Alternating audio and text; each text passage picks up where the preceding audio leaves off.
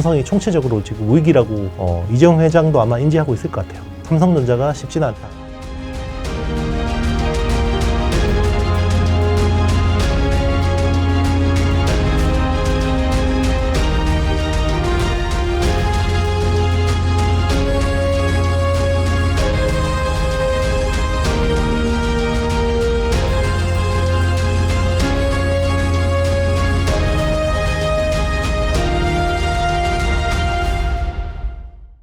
해무 반갑습니다. 오늘은 IT의 신 이영수 대표님 모셨습니다. 대표님 반갑습니다. 네, 안녕하세요. 책을 벌써 2번째 쓰셨죠? 네네, 맞습니다. 대단하십니다. 예. 나 이번 책도 봤는데 AI에 대해서 워낙 사실 전부터 계속 말씀을 하시긴 했지만 네네. 이렇게 또 책으로 한 번에 담아주시니까 너무 좋더라고요. 예. 아유, 감사합니다. 이게 추천사 잘 써주셔가지고. 사실 저도 대표님 덕분에 첫 네. 경험을 또 해봤네요. 네. 첫 번째 추천사. 맞아요, 맞아요. 영광입니다. 네. 제가 빨리 잘했네. 네, 3점 잘했네. 그래서 네. 저도 추천사를 쓸 정도로 사실 너무 좋은 책이었고, 사실 뭐 AI 하면 또 반도체 하면 이영수 대표님 모르시는 분들 없을 것 같아요. 또 유튜브 보시는 분들은, 또 저희 채널 구독자님들은 이번에 또 책으로 이렇게 또 한 번에 정리를 해주셨으니까 여러분들도 많은 관심 부탁드리겠고, 오늘도 뭐 책에 있는 내용, 없는 내용, 또 최근에 이슈되는 내용 전반적으로 AI와 또 반도체에 관해서 제가 또 궁금한 내용들 대표님께 낱낱이 한번 물어보도록 하겠습니다. 네네, 알겠습니다. 네, 첫 번째로는 엔비디아 실적에 대해서 좀 여쭙고 싶은데, 이번에 생각보다 또 더 좋게 나오지 않았습니까? 그래서 이를 좀 어떻게 보고 계신지 또 궁금하네요. 제가 계속 말씀드린 게 지난 분기 실적 성장률이 너무 좋아서 당연히 성장은 할 텐데 이번 분기가 아마 지난 분기보다 성장률이 좋게 나오기는 힘들 거다라고 이야기를 했었거든요. 네네. 네, 제가 깔끔하게 틀렸습니다. 깔끔하게 틀렸어요. 저 같은 우려하는 사람, 그리고 비관론자들의 입을 그냥 싹 다 닫게 만들어버리는 실적이었고요. 지난 분기 매출 성장률이 265%였거든요. 전년 대비해서. 근데 이번에는 262%로 3%포인트 빠졌어요. 근데 지금 중요한 건 사실 데이터 센터 쪽에 AI 가속기잖아요. 네네. AI 가속기가 지난 분기가 매출 성장률이 409%였는데 이번에 427%. 네. 그리고 매출 총이익률이 거의 80% 육박하고 있습니다. 네. 네. 어마어마하네요, 정말. 네, 어마어마합니다. 이것만 봐도 지금 AI에 대한 투자가 얼마나 활발한지 알 수 네네. 있는 수치인 것 같은데. 그렇죠. 근데 사실 엔비디아가 이쯤 하면 꺾일 것 같은데 하면서도 안 꺾이잖아요. 맞습니다. 이게 참 무서운 것 같아요. 사실 예전에 뭐 IT 버블이랑 AI랑 되게 비교를 많이 하시는 분들이 계신데, 예전에는 실적이 뒷받침 안 되는 상황에서 주가가 엄청나게 강한 상승세를 보여줬었는데, 지금은 실적이 계속 뒷받침되면서 상승세가 나오니까 그렇죠. 이게 언제까지 갈 거냐라는 물음표에 대해서 아직도 많은 분들께서 이게 계속 가긴 하는데 뭐 지금이라도 사야 돼, 또는 기존에 보유하셨던 분들도 얼마나 더 가져가야 돼 라고 하는 좀 궁금증이 계속 생기실 것 같거든요. 근데 약간 이번 실적 발표하고 나서 약간 시장의 색깔이 조금 바뀌는 것 같긴 해요. 네네. 그러니까 이제 우리 그 챗 GPT라는 게 2022년 11월에 나왔고 네. 그 사이 한 1년 6개월 정도가 지났잖아요. 그렇죠. 그 사이에 엔비디아 주가가 이제 10배 정도 오른 거죠. 음. 뭐 슈퍼 마이크로콤 같은 업체들도 거의 뭐 8배 정도 올랐었고, 그리고 이제 엔비디아의 친구들, 대표적으로 국내 SK 하이닉스하고 한미 반도체, 뭐 이런 회사들이 같이 다 신고가 부근이고, 네덜란드의 베시, 그리고 일본의 디스코 같은 업체들도 다 거의 비슷해요. 그죠? 그리고 TSMC도 마찬가지죠. 그런데 이번에는 약간 실적 발표하고 좀 더 지켜보긴 해야겠습니다만은 엔비디아만 올라요. 엔비디아하고 친구들이 그동안 시세 랠리를 내다가 이제는 엔비디아만 좀 오르는 좀 느낌이 나거든요. 그래서 이게 지속되는지 아니면 일시적으로 엔비디아만 너무 실적이 잘 나와서 친구들 주식들이 다시 갈 수 있을지, 이게 이제 되게 중요한 포인트인데, 왜냐면 엔비디아의 멀티플이 너무 낮아졌어요. 그러니까 밸류가. 왜냐면 실적이 저렇게 잘 나오니까 PR이 30배대로 떨어집니다. 천비디아가 됐는데도 불구하고 네네. 거의 30배 후반, 40배 초반 정도까지 내려와 버리니까 근데 친구들 밸류들을 보면요, PR이 그렇게 편안하진 않거든요. 뭐 50배에서 뭐 80배 그쵸, 그쵸. 뭐 이 정도 수준이니까 그러니까 엔비디아 수혜주를 그냥 엔비디아로 사는 거죠, 시장에서는. 예, 그런 컨셉일 수도 있고요. 뭐 또 이게 이 영상이 나가는 시점에 또 달라져 있을 수도 있는데, 근데 요거는 좀 체크를 해보셔야 될 것 같아요. 그게 하반기 시장의 어떤 그 색깔하고 굉장히 좀 밀접할 것 같아요. 그러니까요. 이제 기존에는 엔비디아가 이제 멱살 잡고 끌어올렸던 부분을 이제 친구들이 야 우리도 같이 데려가 하면서 올라갔었다면 네네. 지금부터는 이제 본격적인 이제 실적으로 증명해봐. 너네 더 올라갈 수 있어? 야 엔비디아 봤더니 얘는 증명을 했는데 너네는 증명할 수 있어? 약간 맞아요. 이런 장세가 된 것 같아요. 맞습니다. 그래서 확실히 더 앞으로의 AI 관련된 투자의 포인트는 좀 더 실적으로 증명할 수 있을 만한 기업들이 되지 않을까라는 생각이 좀 드는데, 또 한편으로는 오늘 좀 이슈화가 됐던 포인트가 SK하이닉스가 우리나라 주식에서는 계속 HBM 수혜를 받으면서 올라갔었잖아요. 그러면서 상대적으로 삼성전자가 이제 못 올라갔었는데, 이거를 계속 막 테스트를 하냐 마냐 뭐 승인이 마냐 뭐 이런 논란이 오늘도 나오더라고요. 네, 그렇죠. 그래서 이게 과연 일단 친구들 입장에서도 네네. 삼성전자라는 친구는 도대체 언제 올라갈 수 있는 거냐. 이게 또 한편으로 기존에 많이 올라갔던 친구들은 실적으로 증명을 해야 되는 단계이지만 아직 안 올라갔던 친구들은 도대체 또 언제 올라가느냐라는 부분도 있을 것 같거든요. 그렇죠. 이제 SK 하이닉스가 그동안 HBM을 독점을 했잖아요. 엔비디아 향으로 HBM3라는 걸 독점을 했었고, 그리고 이제 올해 엔비디아의 수급 계획에는 삼성전자하고 마이크론이 이제 이 물량의 상당 부분을 담당하는 걸로 이제 추정을 했었잖아요. 그렇죠, 그렇죠. 네, 그런데 이제 적어도 올해 계획으로만 놓고 보면 SK 하이닉스의 영향력이 여전하다고 볼 수 있고요. 왜냐하면 이제 HBM3하고 HBM3E 쪽에 지금 삼성전자나 마이크론이 담당하는 물량이 미미할 것 같습니다. 그거는 이제 결국은 성능하고 수율이 안 되는 측면들이 있기 때문에 그런 거고요. 그래서 SK 하이닉스하고 이제 한미 반도체 같은 업체들이 이제 조정 좀 받으려고 주가가 너무 올랐으니까 필요하니까 조정 좀 받으려고 하는데 또 이제 건너편의 친구가 못 해주니까 또 이제 그리고 딱 이번에 1분기 SK 하이닉스 실적을 보면 계약 부채라는 게 있어요. 그 항목에 보면 네. 계약 부채라는 거는 보통 선수금. 고객사가 너무 급하니까 네네. 너 투자할 돈 없지? 내가 먼저 돈 줄 테니까 나중에 생산해서 갚아. 이거거든요. 계약 부채가 한 분기만에 1조 2천억이 늘었어요. 네. 그전에는 1조 한 5천억 대였거든요. 네네. 근데 이번에 2조 7천억이 넘었습니다. 그럼 1조 2천억을 누가 줬게요?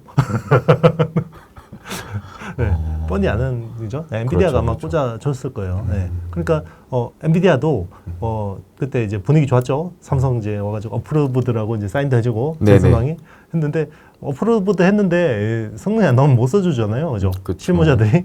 그러니까 이제 그게 안 된 것 같아요. 그러니까 SK하이닉스한테 추가로 이제 선수금을 준 것 같고, 그래서 얼마 전에 보면 청주 팹 투자 계획이 M15-6 같은 것들 굉장히 빨리빨리 진행이 되고 그다음 팹까지 지금 막 진행을 하고 있잖아요. 그런 것들이 이런 딱 이제 끼워 맞추기가 되는 거죠.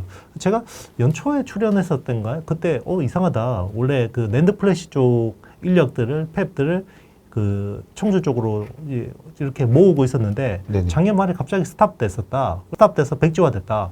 왜 그럴까? 갑자기 그게 TSV 라인 쪽으로 전환이 되는 것 같다. 이렇게 이야기를 한 적이 있었는데 그게 이제 퍼즐이 맞춰지는 거죠.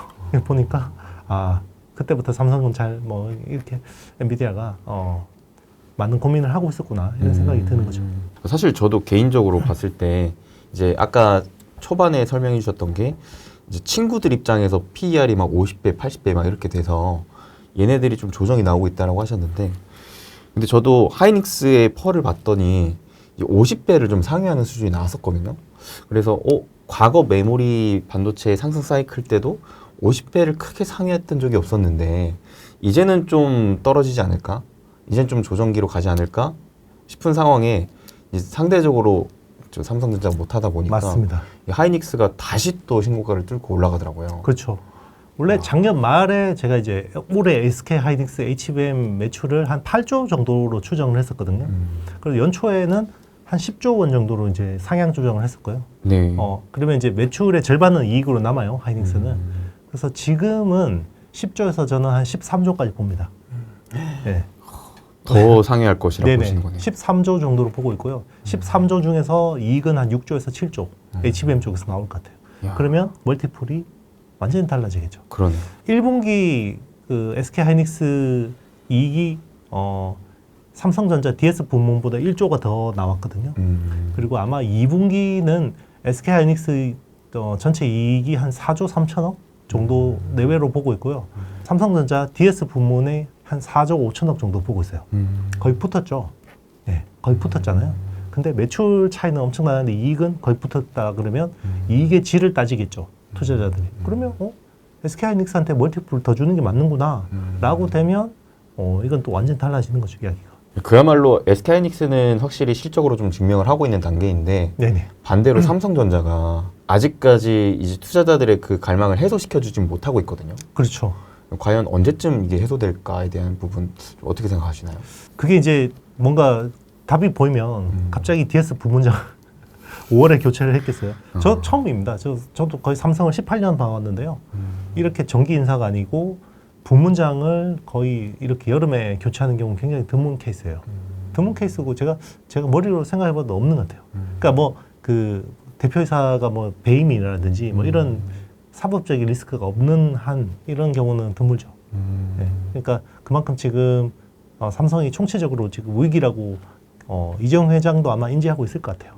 삼성의 위기라는 얘기가 사실 하루아침에 또 얘기가 나온 게 아니잖아요. 그렇죠. 예전 사실 뭐 작년부터 이 네. HBM 시대가 열리면서 이제 계속 나왔던 얘기인데 이게 그래도 삼성이니까 이겨낼 것이다, 해낼 것이다 라는 얘기와 또 HBM은 또 다른 분야이기 때문에 힘들 것이다 라는 분야가 계속 이제 그쵸. 얘기가 나오고 있던 논쟁이 상황에서 많았죠. 그렇죠. 댓글에서도 제일 많은 논쟁이죠. 그렇죠. 네가 무슨 삼성을 알아?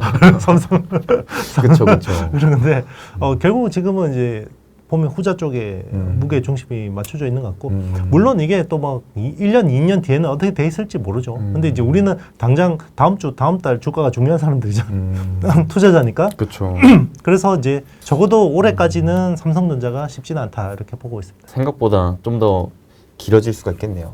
네, 그렇게 보고 있습니다. 아마 지금 부문장 바뀌었잖아요. 네네. 전영현 부회장이 이제 돌아왔으니까 아마 연말에 인사를 해서 이제 자기하고 손발을 맞출 사람들로 세팅을 해야겠죠. 그리고 이제 그 다음에야 이제 뭔가 변화가 나오겠죠. 왜냐하면 지금 당분간은 뭔가 이제 내부적으로 자기도 그분도 이제 뭐 업무 파악하고, 그렇죠. 네, 뭐 이런 것들 하고, 그리고 이제 연말에 뭐 이제 임원들을 자기하고 맞는 사람들로 세팅을 하고 그 이후에야 이제 정책적인 변화나 이제 밸류 체인의 변화들이 나타나겠죠. 근데 그 사이에는 계속해서 그런 기대감으로 이제 삼성이 뭔가 바뀌겠다라고 하는 기대감으로 이제 변동성이 계속 일어날 것 같습니다. 또 한편으로는 하이닉스는 이미 좀 보여주고 있기 때문에 하이닉스 관련 밸류체인 기업들도 친구 따라 또 강남 가는 상황들도 나오지 않을까. 그럴 가능성이 높아요. 근데 이제 중요한 거는 하이닉스의 친구들도 이제 밸류가 편안하지 않다는 게 이제 문제죠. 그렇죠, 그렇죠. 결국에는 또 다음에 우리가 미래 먹거리를 찾기 위해서 또 어디에 투자를 할지가 좀 중요한데 이성적으로는 너무 많이 올라온 애들은 좀 부담스러우니까 이게 상대적으로 저평가되어 있는 삼성 밸류체인 쪽으로 좀 주목을 하고 싶은데 아직 또 보여준 게 확실치 않으니 맞습니다. 이 또한 쉽지 않은 것 같습니다. 그렇죠. 그래서 되게 이번 사이클의 투자 난이도가 높았던 것 같아요. 그러니까 물론 처음부터 그냥 하이닉스 나는 믿어 그렇게 이제 가셨던 분들은 편안하게 계속해서 이제 수익을 차곡차곡 쌓아오셨을 것 같고요. 네네. 근데 이제 그동안에 그런 장은 없었잖아요. 사이클에서. 그렇죠. 하이닉스 혼자만 가는 장은 없었거든요. 맞아요. 하이닉스 밸류체인, 그리고 삼성 밸류체인만 가는 장이 없었거든요. 같이 가는 거지. 그렇죠, 그렇죠. 근데 이번에 완전히 그냥 디커플링 된 거기 때문에 투자 난이도, 특히나 반도체를 잘 아는 사람들이 적응하기 되게 어려운 장이었다. 이런 생각이 들어요. 그렇죠. 아는 만큼 이제 새로운 거에 있어서 적응하기가 어려웠을 것이기 때문에 그렇죠. 실제로 이 AI라는 트렌드를 반도체 이제 실질적인 증권사에 계신 분들도 트렌드를 좀 늦게 탔잖아요. 맞아요. 작년에 뭐 이렇게 업계에서 굉장히 반도체로 오래 막 정말 이제 잔뼈가 굵었다고 하시는 분들이 네네. HBM은 이거 뭐 공급 기준으로 2%밖에 안 되기 때문에 이거는 크게 의미가 없습니다. 네, 맞아요. 라는 멘트들. 맞아요. 여기 출연하시는 분들도 되게 네. 많이 그렇게 많이 말씀하셨고 결국은 뭐 PC하고 뭐 스마트폰하고 이게 중요합니다. 라고 했는데 맞아요. 결국 이제 시장은 반대로 갔죠. 결국 이 AI 똑같아요. 제가 모바일 혁명 때도 그 기존에 휴대폰 잘 하시는 분들 있죠. 네. 휴대폰 전문가들이 똑같이 이야기했어요. 아, 이거 스마트폰 이거 애들 장난감 같아요. 조잡합니다. 뭐 이런 이야기를 했었다고. 예. 근데 지금 보면 민망한 거죠. 그러니까 이게 뭔가 새로운 혁명이라는 거는 기존의 체제를 완전 갈아엎어 버리는 거잖아요. 그러네요. 그러면 기존의 어떤 그 관념이나 이런 가치관을 가지고 분석을 하면 초창기에는 좀 이렇게 어려움 겪게 되죠. 지금은 이제 올해 연말 기준으로 보면 1A 공정이 보통 D램의 첨단 웨이퍼 기준점으로 보거든요. 네. 1A 기준으로 올해 연말 되면 HBM 비중이 얼마나 될까요?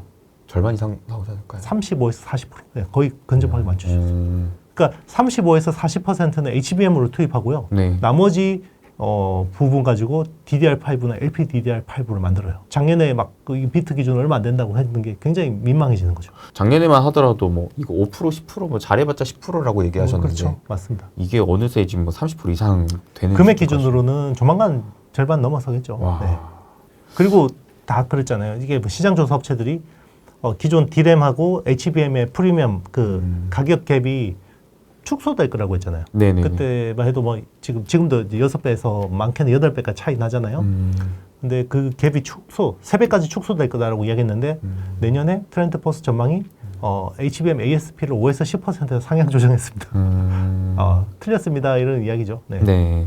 그러니까 AI를 모르고 이제 반도체만 보면 이런 바이어스가 생길 수 있어요. 그러네요. 네. 지금 반도체 상승을 이끄는 게 사실 AI인데 맞습니다. 그 AI를 모르고 보니까 그렇죠. 이런 것들이 좀 안 보일 수 있다. 이상하죠. 네. 자기들 보면 이상한 거죠. 좀 그런 측면에서 참 대표님께서 대단하신 게 작년부터 이러한 트렌드를 미리부터 좀 말씀을 해주시고 실제 이런 책까지 좀 내주신 게 참 대단하다는 생각이 듭니다. 아유, 아닙니다. 제가 이제 그 어떻게 보면 예전에 모바일 혁명 때 바보 같은 경험을 했었거든요. 왜냐하면 그때 기자들이 다 그랬는데 무슨 아이폰하고 삼성의 옴니아가 뭐 경쟁 구도로 만들어가지고 사실 써보지도 않았으면서 대부분 안 써봤을 거예요. 아이폰 안 써보고 네네. 마치 옴니아하고 삼성 그 옴니아하고 아이폰 비슷한 것처럼 막 이렇게 해가지고 아 그래 이게 뭐 굳이 성능 떨어지는 컴퓨터를 왜 휴대폰 안에 집어넣어가지고 이런 마인드가 많았었거든요. 물론 그때는 뭐 진짜 대기업의 CTO 하시는 분들도 이거는 스마트폰은 사실 굉장히 마이너한 시장이라고 했는데 지금 보면 다 틀린 거잖아요. 그래서 이번에 저도 AI를 보면서 작년 초부터 제가 챗GPT를 보면서 이거 그때하고 느낌이 비슷하다. 그러면서 제가 빨리 AI를 업데이트를 했죠. 네. 그래도 그런 변화를 빨리 받아들이신 것 자체가 네. 원래 한번 이렇게 실수를 하면 또 실수하면 그 놈이 바보죠. 그래서 실수를 안 하려고. 네. 그렇죠. 이번에는 이게 또 운도 계속되면 실력이라고 하고 네네. 실수도 계속되면 실력이라고 하는 것처럼 맞습니다. 네. 네. 한두 번의 실수를 또 빨리 인정하시고 변화하신 게 참 대단하시다라고 그렇죠. 그래서 생각합니다. 사이클을 겪어보는 게 되게 중요한 것 같아요. 뭐 대표님도 이제 AI 사이클을 겪어보고 또 뭔가 엄청난 기술 테크 혁신이 올 거 아니에요? 그렇죠, 그렇죠. 그때는 이제 이번 사이클 경험한 게 굉장히 큰 도움이 될 거예요. 그렇죠, 그렇죠. 네. 결국 경험이 다 남더라고요. 맞습니다. 저는 근데 또 하나 궁금한 게 기존의 이 AI라는 것 때문에 반도체 사이클이 좀 길어지지 않을까라는 생각을 했었거든요. 근데 최근에 SK 최태원 회장이 반도체 미세화가 어려워진 시점에서 기존 반도체 사이클 패턴이 무너지고 새로운 변화에 좀 대비해야 된다라는 얘기를 해줬어요. 또 시장에서는 반도체 사이클이 짧아질 것을 좀 암시하고 있다라는 얘기도 나오고 있더라고요. 이에 대해서 좀 어떻게 생각하세요? 저는 개인적으로는 사이클이 좀 짧아질 거라고 예상을 하고 있어요. 그래서 보통 이제 상승 사이클이 2년에서 2년 6개월 정도 지속이 됐는데 네네. 저는 이번에 이 하반기 조심하라고 한 게 결국 1년 6개월 정도 지속됐기 때문에 하반기가 좀 불확실하다고 봤던 거거든요. 그런데 이제 예전하고 다르게 조정을 예전처럼 막 엄청나게 이렇게 우리 지난 그 2022년 때처럼 네. 그렇게 크게 조정받을 것 같지는 않아요. 또 한편으로는. 왜냐하면 이게 어떻게 보면 공급자하고 그 수요자들 간의 뭔가 심리 게임처럼 볼 수도 있는데요. 그렇죠, 그렇죠. 네. 왜냐하면 변동성이 예전에 컸던 거는 네. 메모리라는 게 범용이기 때문에 그랬거든요. 그러니까 범용은 사는 사람 입장에서는 자기들이 쓸 것보다 좀 더 많이 부르잖아요. 그렇죠. 그죠? 자기가 100 쓸 것 같으면 우리 110 필요해. 빨리빨리 많이 만들어줘. 이런 거잖아요. 쇼티지 나면 큰일 나니까. 네. 근데 이제 공급자 입장에서도 계속 이게 불확실하니까 이게 막 이런 것들이 갑자기 공급 과잉이 되거나 쇼트지가 심해지거나 이러니까 이제 크게 조정이 나고 이런 건데 네네. 이번에 보시면 아시겠지만 메모리가 점점 주문형으로 되고 있죠. 그렇죠, 그렇죠. HBM은 1년 주문해서 그 가격과 그 물량을 그대로 사가야 돼요. 그러면 변동성이 줄어들잖아요. 그렇죠. 서로 정보를 그리고 공유할 수밖에 없고요. 네네. 근데 이제는 점점 금액 기준으로 보면 메모리 반도체에서 특히나 D램 쪽에서 보면 이제 HBM 매출 비중이 30%대까지 간단 말이에요. 네. 그러면 그리고 HBM만 그러겠어요. 이제는 온 디바이스 AI용 메모리 같은 경우도 주문형으로 돼야 될 거고요. 그리고 이제 SK 하이닉스가 혼자 이렇게 독점하는 구조가 이어지면 엔비디아한테 좀 더 유리한 조건을 걸 거란 말이죠. 저는 이제 여기서 제일 주목하는 게 기존에 1년에서 2년으로 연장을 할지, 그러니까 2년 계약으로 할지.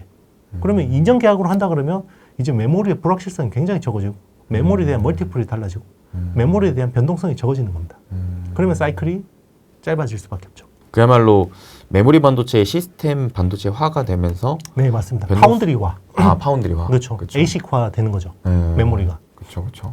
그러면서 이 변동성은 좀 줄어들고. 네네. 그러면은 이제 하반기로 접어드는 시점이잖아요. 네네. 그러면은 사실 반도체를 신규로 매수하는 거는 좀 보수적으로 생각해야 되겠네요. 저는 그렇게 보고 있습니다. 만약에 이제 하반기에 현금을 좀 이제 버퍼를 가져가면서 좀 많이 오르면 비중 좀 줄이고 또 네네. 떨어지면 좀 비중 채우고 자기가 좋아하는 종목 중심으로 그렇게 하는 거는 나쁘진 않은 것 같아요. 뭐 현금 비중을 뭐 적게는 15%, 많게는 한 30% 정도. 그렇다고 해서 또 다 팔고 다 사고 이러면 매매 꼬입니다. 네, 매매 꼬일 수 있고. 그리고 오히려 저는 미국 대선 전까지는 미국 시장이 좀 편안하다고 생각합니다. 왜 그러냐면 일단 바이든 대통령이 밀리잖아요. 네네. 네, 요즘 모든 걸 정치적으로 해석해야 되는데 지금 옐런이라든지 그 옐런 제넷 옐런 재무장관이나 아니면 파월 지금 연준 의장 같은 경우는 뭔가 이제 금리나 재정을 뭔가 좀 응축해 놓는 느낌이 나요. 쟁겨 놓는 느낌. 네. 저거를 바이든 선거운동 약간 직전에 뭔가 약간 펌핑하려는 그러면 그게 이제 이번에 IMF 경제 전망에서 미국 경제 전망치를 올해 2.1%에서 2.7%로 무려 0.6%로 올렸거든요.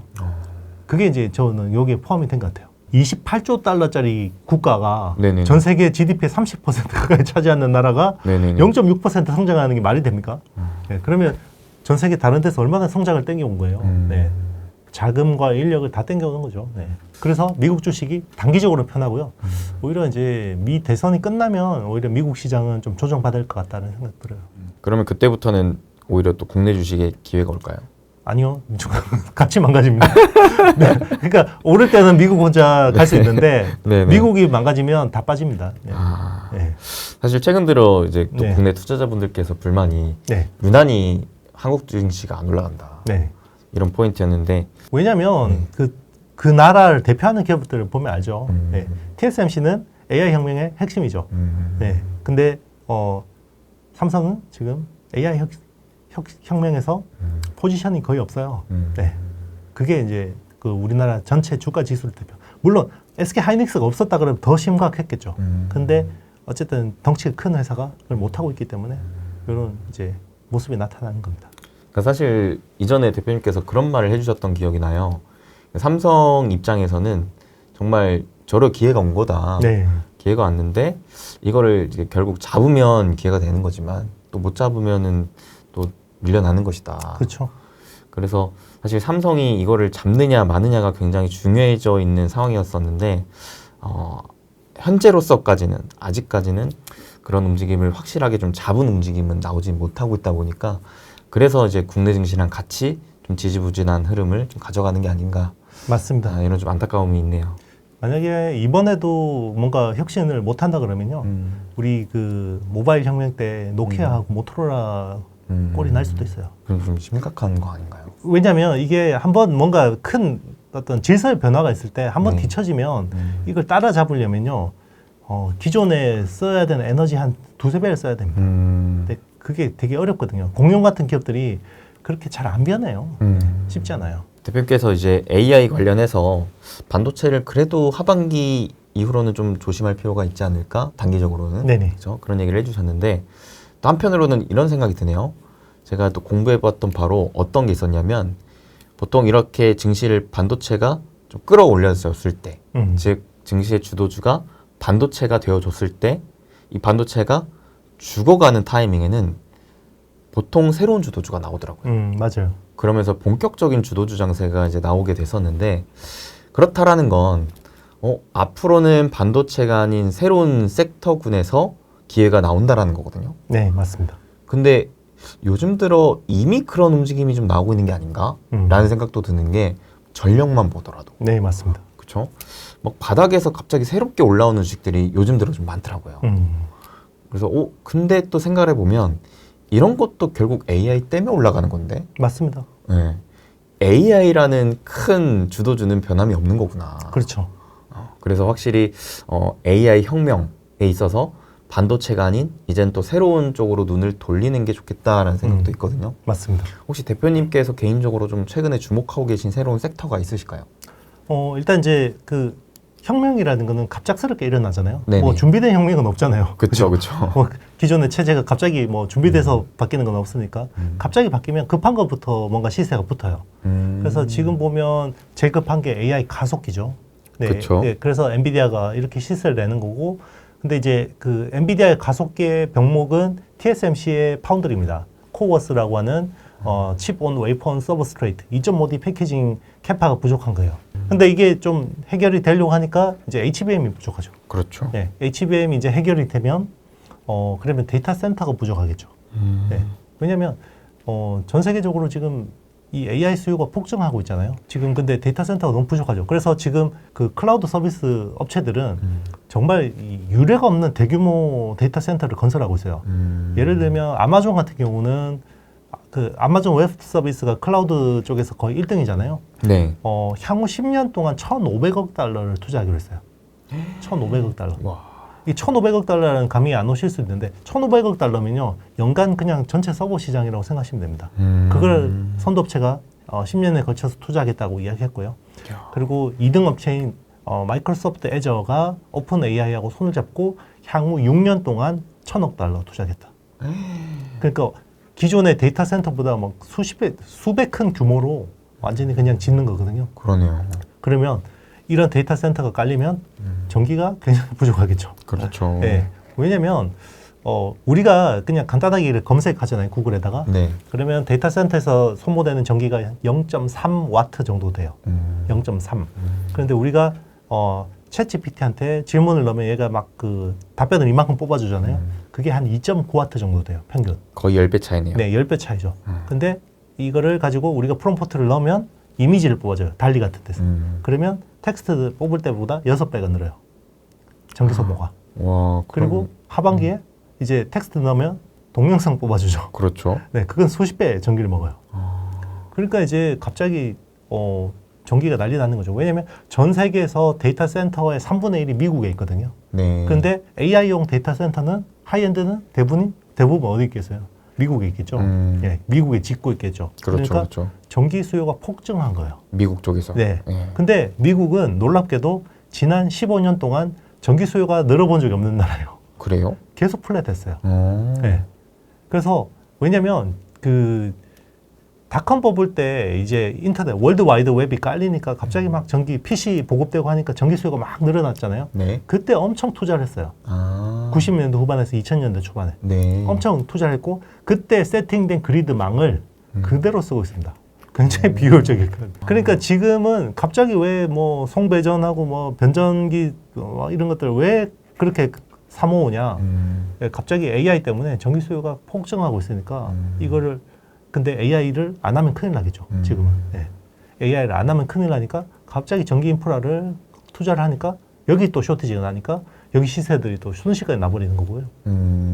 그리고 또 이러다가 갑자기 또 뭐 데이터 센터 쪽에서 뭐 관련주들의 시세가 막 크게 날 수도 있고 이미 났죠. 뭐 슈퍼 마이크로컴이나 뭐 버티브 홀딩스 같은 회사들이 많이 났고 그래서 이제 전기를 줄일 수 있는 쪽에 또 많은 어떤 주가들이 움직일 수 있고 그러니까 이게 기존에 우리가 뭐 2050년 탄소 제로 하고 2035년 미국에서는 청정 에너지 가지고 100% 생산하겠다고 했거든요.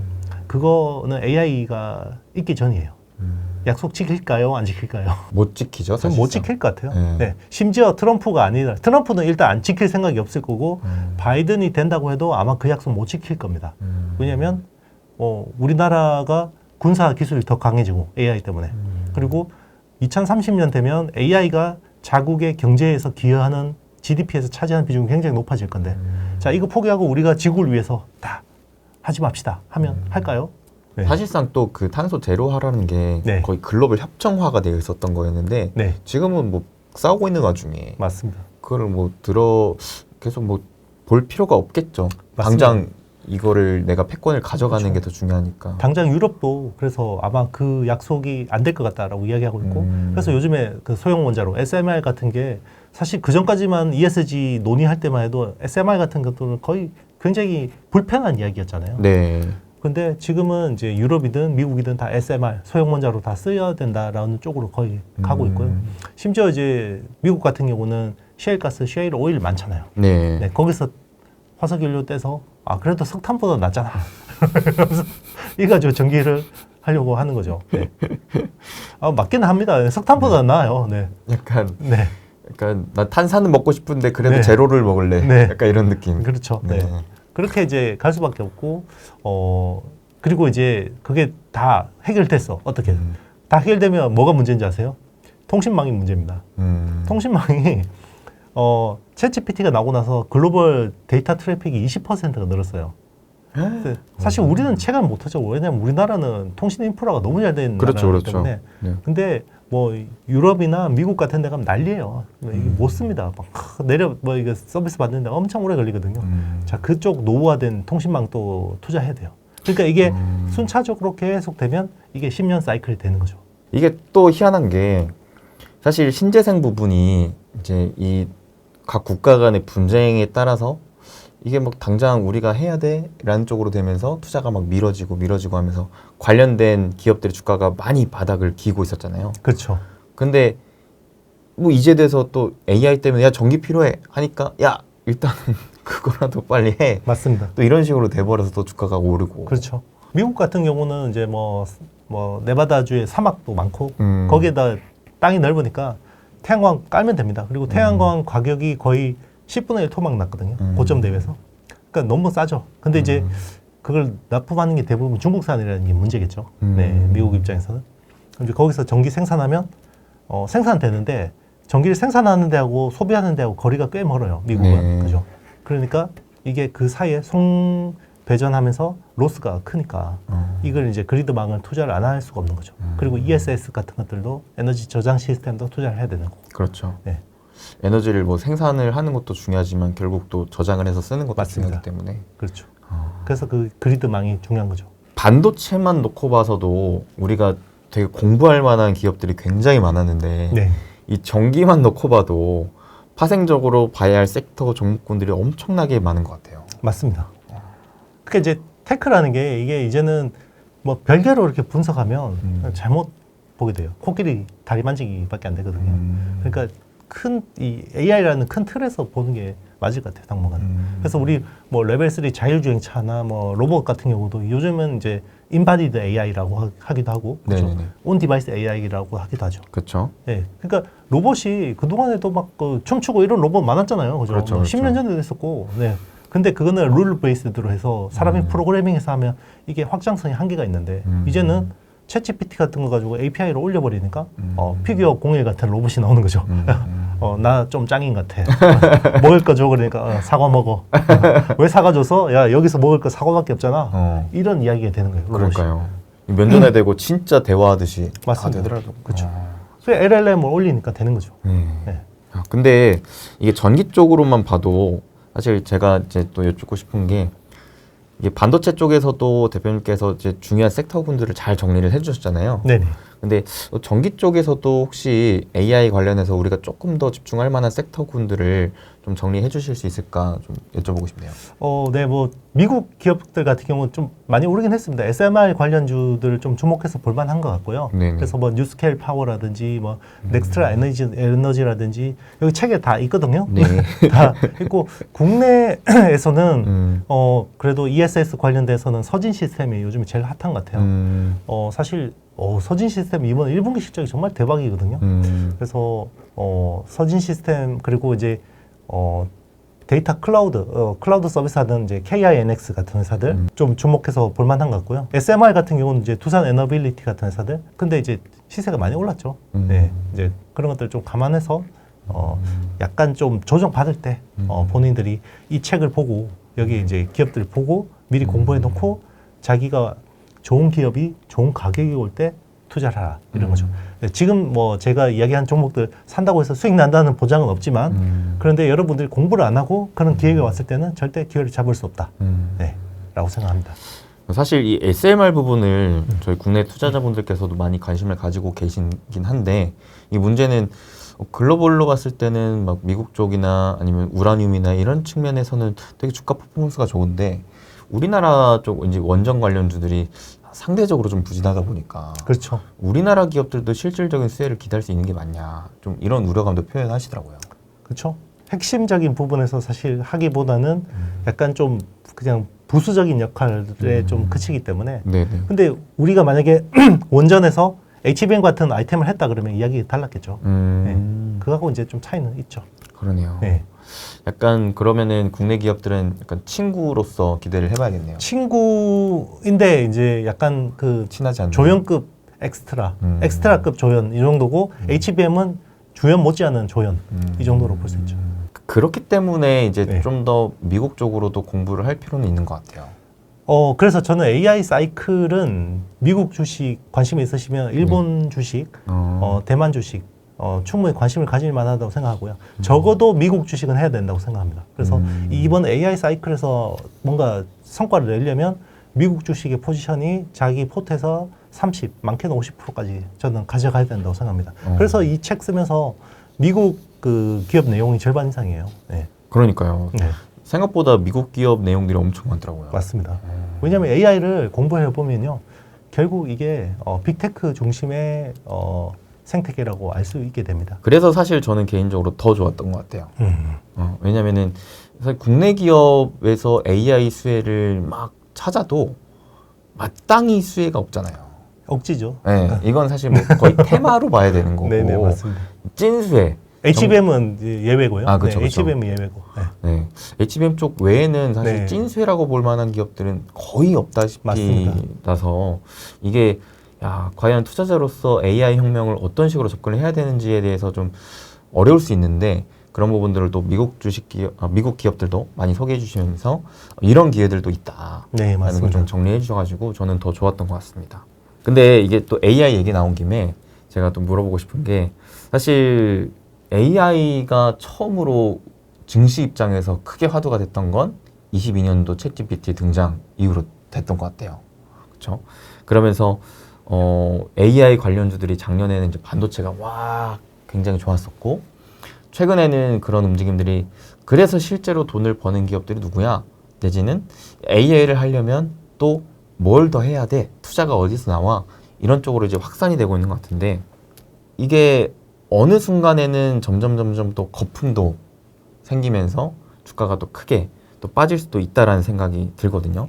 결국 돈 벌지 못하는 기업들의 경우에는 맞습니다. 네. 그러니까 이런 것들을 참 선별하는 게 중요하다고 보는데 대표님께서는 좀 어떠한 기준을 잡고 AI를 좀 놓고 보고 계신지도 궁금하네요.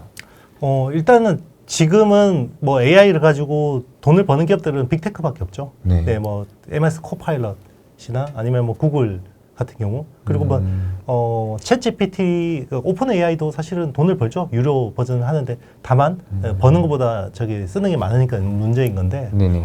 그래서 이 사이클이 어느 정도 이제 뭔가 어느 정도 윤곽을 잡고 나서 이게 이제 디바이스 단으로 와야지 결국은 이게 본격적으로 폭발이 될 거라고 봐요. 네, 지금은 약간 우리가 체감이 안 되죠. AI라는 게 뭐 이 업계에 계시는 엔지니어들이나 이런 생산성에서 뭔가 막 이게 와닿는 분들은 잘 쓰지만 일반인들한테는 그냥 나 검색하는 게 더 편하더라. 요 정도거든요. 근데 그게 왜 그러냐면 킬러 어플리케이션이 안 나온 거예요. 그러니까 서버 클라우드에서는 서비스는 너무 좋은데 이게 우리가 쓰기에는 아직까지 그게 안 된 거죠.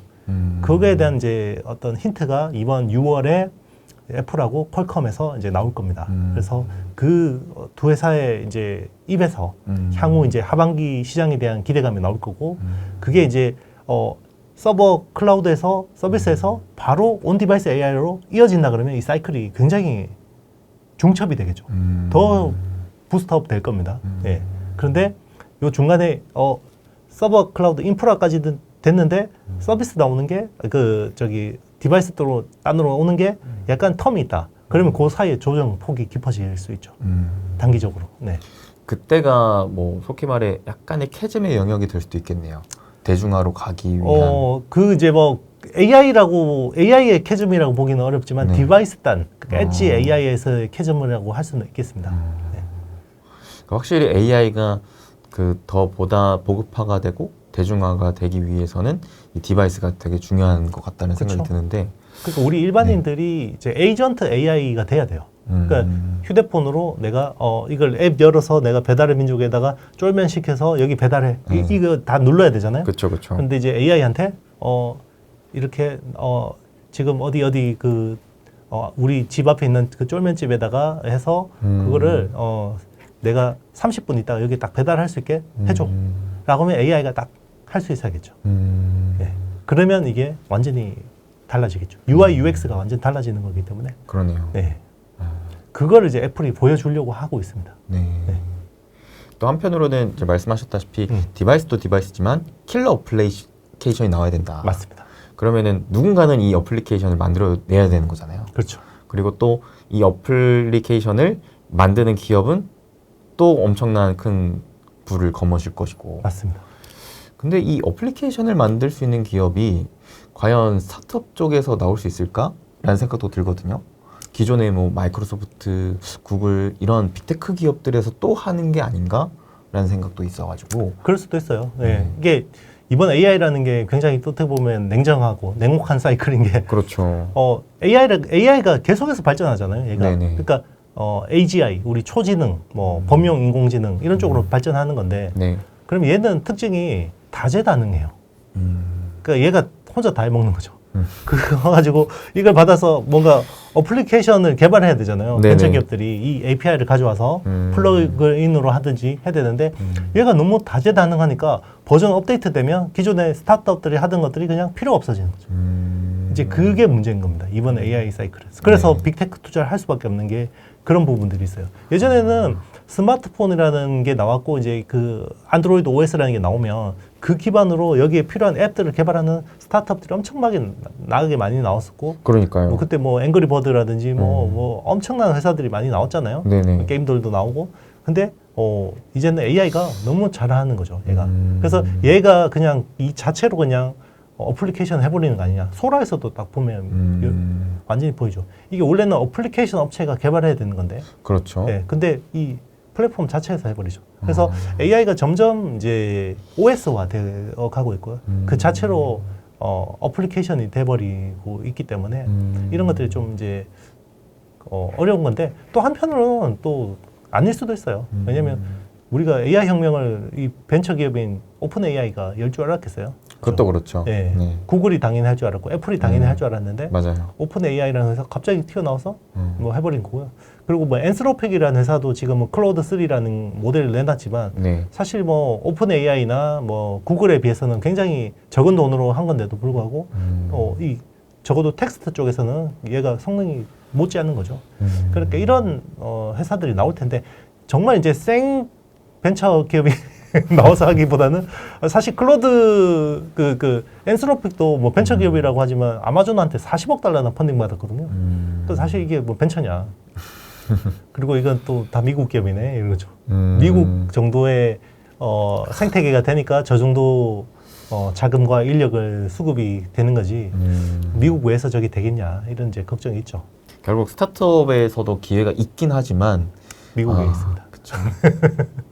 큰 자금과 인력이 중요한 영역이기 때문에 뭐 그럴 수도 있어요. 국내 기업이 뭐 미국 실리콘밸리에 창업해서 거기서 뭐 BTS 같은 업체가 나올 수도 있죠. 참 이런 것 때문에라도 저는 이 어플리케이션 쪽으로도 많이 좀 관심이 가더라고요. 네, 맞습니다. 왜냐면은 또 완전히 새로운 기회에서 엄청나게 큰 퍼포먼스를 기대할 수도 있을 것 같기 때문에 그야말로 다음 10배건은 여기에서 좀 나오지 않을까라는 생각이 있거든요. 그래서 저는 그게 결국은 디바이스 단의 생태계가 얼마나 빨리 펼쳐지는지가 중요한 것 같아요. 그래서 뭐 우리 XR 디바이스라든지 네. 아니면 휴머노이드 로봇이 집으로 각각 이제 한 대씩 들어간다든지 아니면 레벨 3 자율주행차가 된다든지 아니면 2025년부터 여의도를 떠다닐 UAM, 어반 에어 모빌리티라든지 그런 쪽에서 이제 그런 디바이스들이 막 나오면 빅테크가 다 할 수는 없잖아요. 그렇죠. 네, 거기서 뭔가 틈새 시장을 찾을 수 있고 기회가 있을 거라고 생각합니다. 그래서 계속 준비해야 될 것 같아요. 그러면 사실 대표님께서 온디바이스 AI 얘기도 많이 해주셨잖아요. 네네.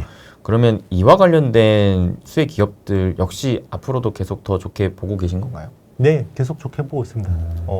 어쨌든 이게 온디바이스 AI가 되든 아니면 서버용 AI 가속기가 되든 이제 그 주문형 칩 기존에 네네네. 이제 엔비디아 외에 그 ASIC 주문 칩에 대한 수요는 늘어날 수밖에 없거든요. 그러면 ARM 코어 기반의 생태계는 계속해서 커질 거고요. 그래서 저는 이번에 퀄컴 스냅드래곤 X 엘리트 그리고 이제 퀄컴의 동향을 보면서 ARM이 비싸지만 굉장히 매력적인 회사라고 다시 한번 생각하게 됐고요. 그래서 ARM이 정말 이제 진짜 AI 시대에서 중요한 회사라는 또 생각을 다시 한번 했고요. 그리고 이제 설계를 하려면 자동화 툴이 필요한데 그런 쪽에 필요한 것들은 또 독점이에요. 여기도. 네. 그래서 시놉시스나 케이던스 같은 회사들이 계속해서 EDA 툴 쪽에서도 계속해서 이제 영향력을 펼쳐갈 거고 국내 주식을 보면 아무래도 테스트 쪽에 네. 그런 쪽에 이제 소켓, 그렇죠. 리노공업이나 ISC, 뭐 TSE 같은 회사들이 그런 쪽에 이제 하드웨어 소모품 쪽에서는 좀 기회가 있을 것 같습니다. 그리고 국내 DSP 업체들, 디자인 솔루션 파트너스 업체들도 기회는 있습니다. 왜냐하면 일단 삼성 파운드리가 잘 해야 되는데 그런 부분에서는 가온칩스나 AD 테크놀로지 같은 회사들 주목해서 볼만하고요. 최근에 좀 재밌는 회사가 하나 있더라고요. 에이직랜드라고. 에이직랜드는 특이하게 TSMC 밸류 체인이에요. VCA라고 하죠. 네네네. 밸류 체인 얼라이언스라고 하는데 TSMC의 VCA가 8개밖에 없는데 그중에 유일한 한국 기업입니다. 그래서 그러면 TSMC 입장에서는 왜 이런 회사를 키워야 되냐면 이게 이제 메모리가 이제 점점 시스템 반도체화 되잖아요. 그렇죠. 그러면 메모리 요즘은 대역폭 용량을 키우는 것도 중요한데 대역폭을 빨리빨리 데이터를 보내는 게 중요하잖아요. 네네. 그러면 결국 이 컨트롤러 IC라는 게 되게 중요하거든요. 그러니까 메모리를 컨트롤하는 그 시스템 반도체가 중요한데 그건 또 약간 파운드리하고 또 직결이 돼야 돼요. 최근에 SK하이닉스가 HBM4부터 TSMC의 파운드리를 쓴다고 하잖아요. 7나노 기반으로 해서 그 로직 다이, 베이스 다이를 쓴다고 하는데 그런 쪽에 또 중간에서 역할을 하는 에이직랜드 같은 회사들이 필요하죠. 그렇군요. 네. 이런 기업도 한번 공부해봐야겠네요. 네네. 대표님과 AI 관련돼서 얘기 계속 나누고 있는데 참 대표님과의 대화는 항상 흥미로운 것 같습니다. 네. 저도 너무 즐겁습니다. 그래서 저도 네. 공부를 했던 분야이긴 하지만 이제 더 정리가 되는 것도 있고 제가 생각하지 못했던 것들도 대표님 통해서 많이 또 배우기도 해서 오늘 이 시간도 너무나 또 값진 시간이 되고 있는데 대표님과의 이제 AI 관련해서 얘기를 하면서 결국 가장 최근에 이제 정리가 됐던 포인트가 디바이스의 이제 보급화가 굉장히 중요하구나. AI 대중화를 위해. 그렇다면 이 디바이스를 보급해 줄 수 있을 만한 또 대표적인 업체가 애플이지 않습니까? 네, 맞습니다. 네. 그리고 애플이 이번 또 6월 발표 이후로 하반기 어떤 또 디바이스를 출시해 줄지가 굉장히 또 기대가 되는 입장인데 좀 어떻게 기대를 하고 계신지도 궁금하네요. 애플이 어떤 디바이스를 또 출시해 줄지. 애플은 이번 AI 혁명에서 열등생이에요. 그죠? 그렇죠. M7 중에서 제일 못하잖아요. 네, 그죠? 맞아요. 그런데 최근에 돌아가는 판을 보면 정말 구도를 잘 짠다라는 생각이 들어요.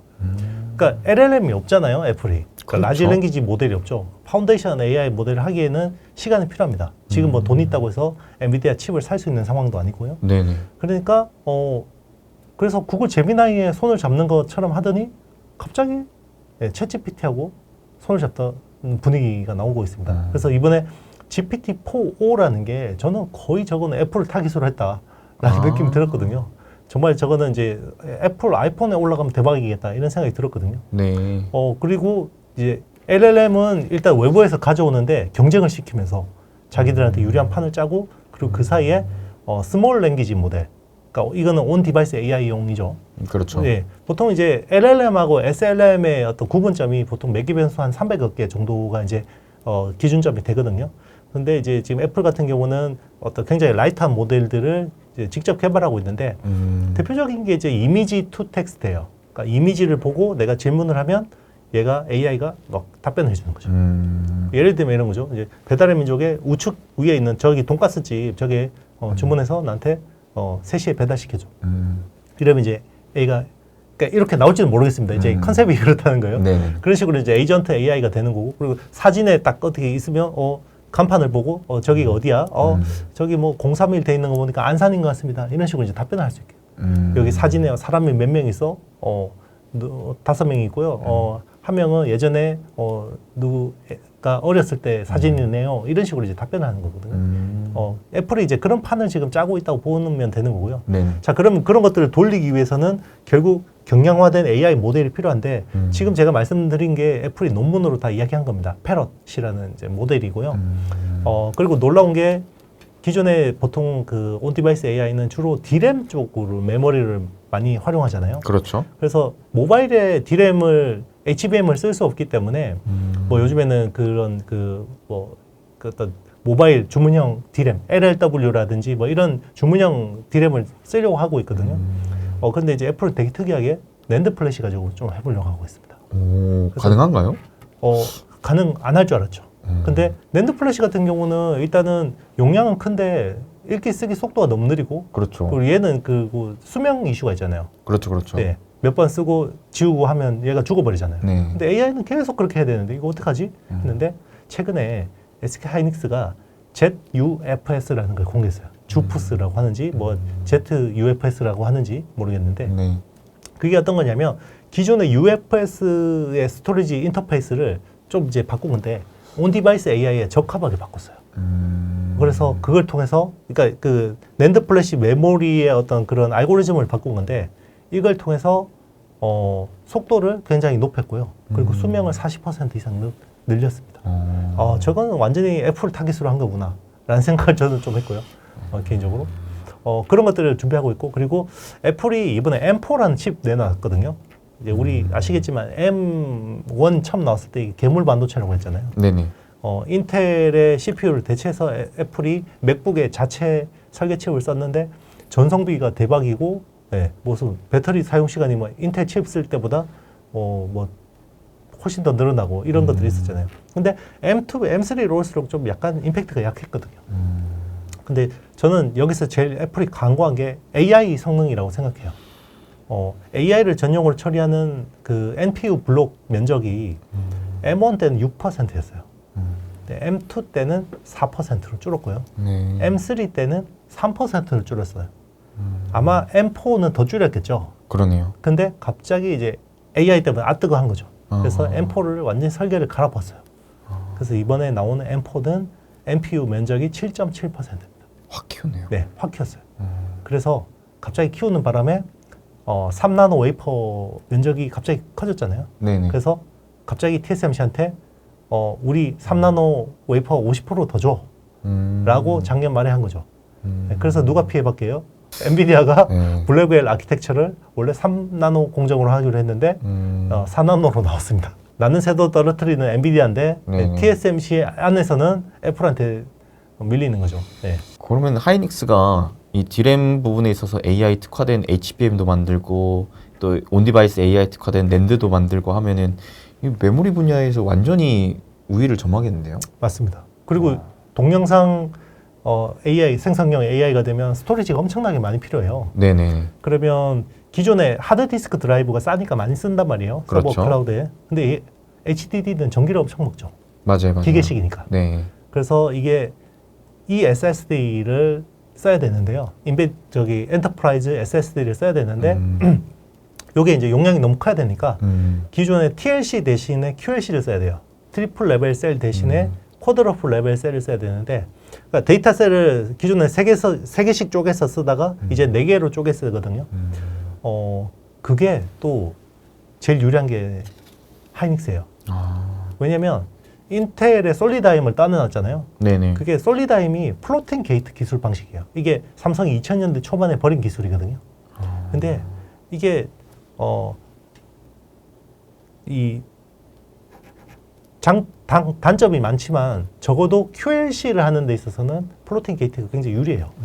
그래서 지금 솔리다임 쪽이 또 좋아지고 있습니다. 그래서 하이닉스가 굉장히 운이 좋다는 생각이 들어요. 이게 운이 좋은 걸까요? 성견지명이 있는 걸까요? 제가 보기 운이 좋은 것 같습니다. 야. 이걸 알고 제가 보기에는 하기는 힘들어요. 네. 아 그래요? 뭐 인텔도 소라 나올 줄 알았으면 솔리다임 팔았겠어요? 안 팔았겠죠. 네. 그렇죠. 네. 야, 확실히 우리나라에서 AI에 참된 수혜를 받고 있는 게 하이닉스라는 생각도 드네요. 네, 맞습니다. 야, 다행이기도 합니다. 네, 맞습니다. 네. 네. 둘 다 배제됐으면 우리나라는 너무 끔찍하죠. 그러네요. 네. 아. 그래서 어쨌든 지금 경기가 너무 안 좋은데도 불구하고 반도체 수출 증가율이 우리나라 수출 증가를 이끌고 있고 맞아요. 이번에 경제 성장률 전망치가 상향 조정됐는데 음. 그것도 결국 반도체가 하드 캐리했다고 봐야죠. 그렇죠. 네. 물론 이제 자동차도 잘하고 있지만 네, 맞아요.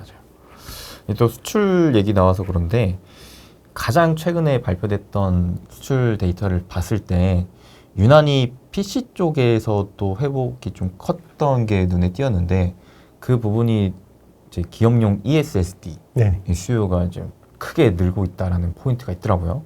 근데 이게 좀 전에 얘기하셨던 그 낸드 쪽으로도 좀 연결지어서 볼 수가 있을 것 같아요. 네네. 확실히 지금 스토리지에 대한 수요가 늘어나고 있구나. 네.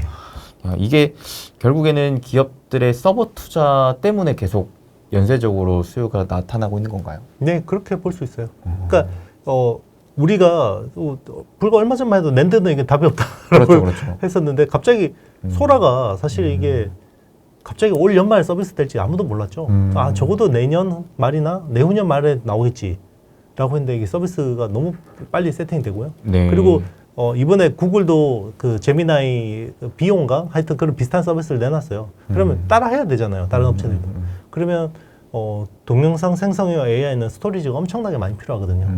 그러니까 일단 처음에는 엔터프라이즈 SSD 쪽이 수요가 오르고 가격이 막 오르기 시작하다가 이제 PC용 클라이언트 SSD 쪽도 가격이 오르기 시작하고 최근에는 웨스턴 디지털 같은 데 보면 하드 디스크 드라이브 가격도 올라요. 네. 연쇄적으로 다 영향을 받고 있죠. 그렇다면 앞서서 이제 HBM 관련해서 한미반도체라는 기업이 또 부각을 받았다시피 네. 이 낸드 쪽에서도 ESSD 관련해서 좀 충분히 또 기대를 할 수 있을 만한 기업도 나오지 않을까요? 이미 많이 올랐죠. SSD 테스터 쪽에 이제 네. 네오셈이라는 회사 그리고 뭐 최근엔 DI 뭐 이런 회사들이 많이 올랐고요. 저는 이제 그냥 뭐 묵직하게 끌고 가려면 솔브레인 같은 회사들, 네. 이제 인상계 에천트하는 그리고 TCK 뭐 이런 이제 그 공정 소모품 하는 회사, 뭐 KNJ 뭐 이런 회사들도 아직까지 업사이드는 남아 있다고 생각합니다. 장비 쪽보다는 이제 소재 부품 쪽으로 보는 네, 건가요? 감산 이벤트가 이제 마무리가 되고 있기 때문에 이제 낸드가 가격이 계속 올라가면 결국 감산을 풀 거 아니에요. 그렇죠, 그러면 그렇죠. 소재하고 부품 쪽에 업사이드가 있다고 보고 있고요. 네. 그렇죠. 감산이 풀리고 이제 네. 가동률이 높아진다고 본다면 기존에 부진했던 소재 부품 단에도 기회가 네. 올 것이기 때문에 그렇죠. 그리고 이제 온 디바이스 AI가 된다 그러면 기존에 이제 PC나 스마트폰 부품 쪽에서도 이렇게 수혜를 보는 업체들이 나와요. 그리고 이제 사이클상 보면 제가 사이클 초입은 장비 그리고 어느 정도 가면 소재 부품 제일 마지막은 기판이라고 했죠. 네. PCB인데 이번에는 유리 기판이 붙었잖아요. 그래서 유리 기판 쪽도 계속해서 볼만하고요. 그리고 PCB 쪽에서 보면 이제 심텍 같은 회사가 좀 재밌어요. 심텍 같은 회사는 이제 중저가 스마트폰용 멀티칩 패키징 이런 거 하는 건데 그 SSD 쪽에 컨트롤러가 필요하잖아요. 네네. 그게 이제 플립칩 CSP라는 기판이 필요해요. 네. 그게 심텍이 하거든요. 플립칩 CSP 쪽에 이제 그 SSD 쪽에 컨트롤러 쪽하고 그리고 이제 SSD 쪽에 주기판 HDI도 하니까 수혜를 보고 그리고 이제 AI PC가 2026년이 되면 전체 PC 시장의 3분의 2를 차지해요. 그리고 네. AI 스마트폰은 아마 그때쯤 되면 3분의 1 정도 차지할 거거든요. 그러면 이제 기판도 고도화돼야 됩니다. 그래서 그런 쪽에서도 이제 뭐 심텍이라든지 뭐 이런 회사들, 삼성전기 뭐 이런 회사들도 좀 주목할 만하죠. 그러니까요. 기존까지는 사실 장비주 위주의 강세가 나왔었다면 네. 앞으로는 말씀하셨던 이제 소재 부품 내지는 좀 기판 쪽으로도 네네. 충분히 기회가 차근차근 좀 순서대로 나오지 않을까라는 생각도 좀 개인적으로 또 가지면서 기대를 하고 있습니다. 실제 HBM 쪽에 소재 부품 관련된 기업들도 최근 들어 강세를 좀 보이더라고요. 네, 그렇죠. 이런 게 이제 낸드 쪽으로도 좀 오면서 말씀하셨던 솔브레인 관련된 기업들 내지는 기판 쪽으로도 더 기대를 좀 걸어보겠습니다. 저희가 이제 애플 얘기를 하고 있었기 때문에 애플 얘기를 좀 마무리를 해보자면은 결국 하반기에 애플의 이제 차세대 또 디바이스가 출시가 되고 앞으로 점점 애플이 뭐 이런 온디바이스 AI 생태계를 좀 꾸려간다면 애플 관련된 밸류체인 기업들도 많이 소외되어 있었던 감이 있었잖아요. 이런 기업들도 이제 좀 회복세를 기대할 수 있을까요? 그렇죠. 최근에 보면 이제 LG 이노텍이라든지 BH 같은 회사들이 좀 움직이고 있습니다. 네. 이제 그런 것들이 결국 전반적으로 낙수 효과를 볼 수 있다고 생각하고요. 그리고 이제 뭐 결국 애플이 온디바이스 AI 하면 다 따라하겠죠. 따라가겠죠. 그래서 그런 것들이 전반적으로 또 흐름을 일으킬 수 있고, 그리고 퀄컴이 기존의 암코어 기반으로 해서 이제 PC, AI PC 쪽뿐만 아니라 이제 AI 서버 쪽도 굉장히 진출을 하고 있어요. 그래서 그런 쪽에서도 이제 저전력 솔루션을 가지고 있는 이제 뭐 이런 쪽 관련된 기업들이 전반적으로 좀 수혜를 볼 수 있습니다. 사실 국내에서 퀄컴 쪽에 제일 관련도가 높은 회사가 리노공업이거든요. 그렇죠, 그렇죠. 네, 리노공업이 이제 단일 기업 그 거래처로는 퀄컴 매출 비중이 굉장히 높기 때문에 뭐 그런 회사들도 좀 주목받을 만합니다. 리노공업도 알게 모르게 차근차근 우상향하면서 올라가고 있더라고요. 그렇죠. 지금 코스닥에서 반도체 대장주죠. HPSP가 부진한 사이 리노공업이 잘 올라가고 있습니다. 근데 이런 흐름들이 앞으로 또 온디바이스 AI가 확장이 된다면 더 큰 수혜를 기대할 수 있을 것이기 때문에 네. 앞으로도 좀 더 중장기적으로도 좀 기대를 좀 걸어보게 되는 것 같습니다. 그러면 마지막으로 또 책 얘기를 안 할 수가 없을 것 같습니다. 최강의 AI 혁명이라는 또 책을 쓰셨는데 이 책을 또 어떤 분들을 위해 쓰시게 된 건지 저는 그것도 궁금하거든요. 이번 AI 사이클에서 사실 이 AI에 적응하는 사람하고 그렇지 못한 사람하고 격차는 엄청 벌어질 거예요. 네. 그거는 이제 국가 간에도 마찬가지고요. 기업 간에도 마찬가지고 개인들도 마찬가지일 거예요.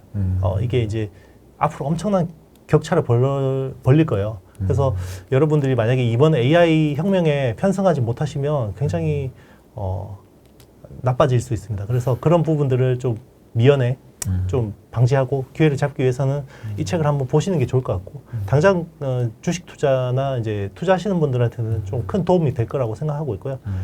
투자를 하지 않더라도 앞으로 세상이 어떻게 바뀌고 거기서 내가 어떤 위치에서 기회를 잡아야 될지 생각하시는 분이라면 한번 읽어볼 만한 책이다라고 생각합니다. 네. 저도 100번 공감하는 게 AI라는 이 혁명에 내가 공부하고 올라타지 못한다면 두고두고 후회할 것 같다는 생각이 듭니다. 네. 그래서 저도 가장 집중해서 공부하고 있는 분야이고 사실 AI 관련해서 기회는 뭐 아시겠지만 이미 뭐 시작이 됐고 앞으로도 계속 새로운 기회들이 나올 것 같다는 생각이 들어요. 그렇죠. 네. 그래서 이러한 흐름을 여러분들께서도 인지하시고 또 깊게 공부하셔서 실질적으로 올라타 그 기회의 주인공이 좀 되시길 저 역시 좀 바라고 응원하는 마음이 있는데 이 책이 제가 봤을 때도 그런 부분에 되게 큰 도움이 될 거라고 생각을 합니다. 네, 관심 있으신 분들은 저희 영상 고정 댓글에 링크 달아드릴 테니까 또 많은 관심 부탁드리겠습니다. 그러면은 대표님 끝으로 저희 시청자분들께 한마디 간단하게 하시고 마무리하겠습니다. 네. 항상 그 부자 TV 오면 마음이 편해요. 왜냐면 구독자들 성향이 저희 채널 성향하고 굉장히 비슷해서 굉장히 공부하시려고 하시는 분들, 그런 분들이 많이 오기 때문에 굉장히 저도 마음 편하게 제 채널에서 하던 것처럼 굉장히 다소 좀 내용이 어려울 수도 있지만 어려우시면 두 번, 세 번 돌려보는 것도 괜찮습니다. 네, 그래서 정말 모르는 내용들은 댓글로 달아주시면 제가 유수빈 대표님 통해서 또 답변을 드리도록 하겠습니다. 항상 사랑해 주셔서 감사드리고요. 저도 또 다음번에 또 더 좋은 내용 또 축적해서 또 이렇게 거의 매달 이렇게 나오고 있는데 또 제가 또 좋은 내용으로 또 찾아뵙도록 하겠습니다. 이렇게 해서 유영수 대표님 모시고 또 오늘 AI 관련 다양한 얘기들 나눠봤습니다. 네, 오늘 영상도 여러분들에게 큰 도움 되시길 바라겠고 저도 오늘 대표님과 함께 또 많은 인사이트 나눌 수 있어서 너무나 좋았습니다. 그럼 함께 여러분들 응원하는 마음으로 인사드리겠습니다. 여러분 행복 되세요.